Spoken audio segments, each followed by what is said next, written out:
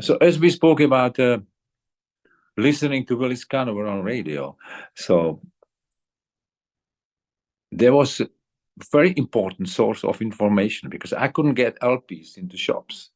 There was around 1960, 1959 when I was 11. So I was listening very much to the radio. I was trying to transcribe down the melodies. And the story goes like this. I've been listening to Count Basie Band, and they played a Neil Hefti Fun Tale. And I said, oh, wow. So to pick up the pitch was easy. I was having troubles to get the exact rhythmical division. Right. So I just wrote it down according to my abilities as much as I could, because it was swinging and it was grooving. So I said, how that is done? Because my experience was to play Mozart, to play Bach in the music school, but not this. So I put little arrows on, little arrows indicating that this note should be played little later, and this the other one a little earlier. So it's just kind of like a funny paper for young kids trying to get swing feeling, Right. And of course, the radio was not tape recorder, so you just hear it in the head of the tune 3 times, and then a lot of solos, and at the end. And it was just 3 times. And you have to figure it out.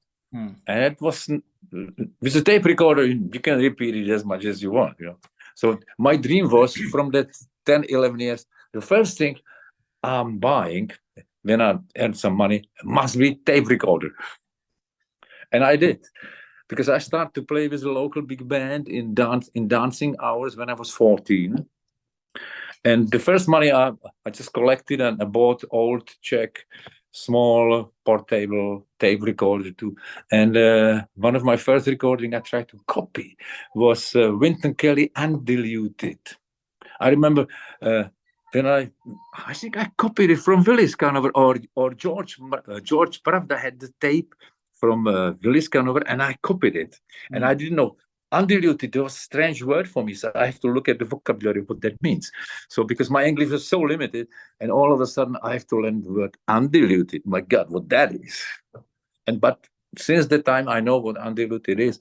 So when I played in Tokyo about 5-6 years ago, I've run into the record, Wynton Kelly Undiluted. I nearly cried. I said, well, this is the first record I ever copied. In the book, this book that I showed you. Yeah. I'll send you the title, and you can. It's very, very interesting. It's fairly recent. Just a few years ago, it was published. But he spends a lot of time talking about Prague and about Czech musicians, and also this writer. He understands what freedom is for Czech people.